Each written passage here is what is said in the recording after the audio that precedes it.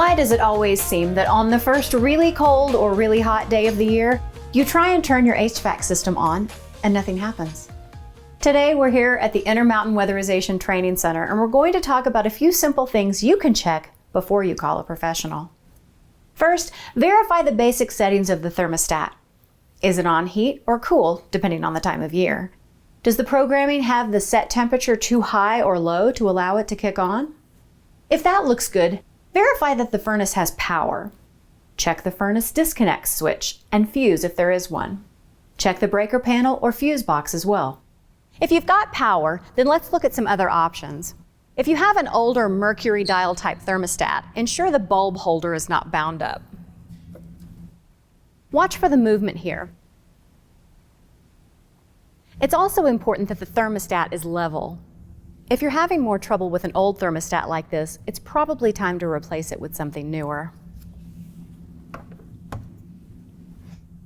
If you have an older snap action thermostat, check the contacts to ensure they're operating properly.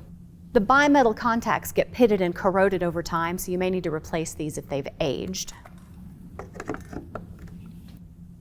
If you have an older programmable thermostat and the screen is blank, you probably need to change the batteries.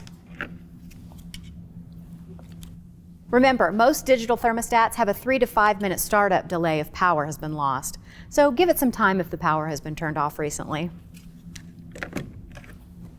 If you have the modern smart thermostat, start by checking on the app on your phone for an indication of what may be wrong.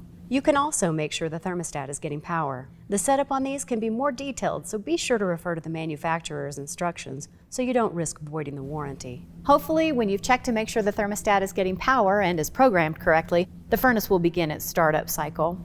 If the heat or air conditioner doesn't kick on, there could be other issues, and it may be time to have a professional take a look. Watch our Buying a New Furnace or Air Conditioner video for more tips on what to consider when hiring a contractor.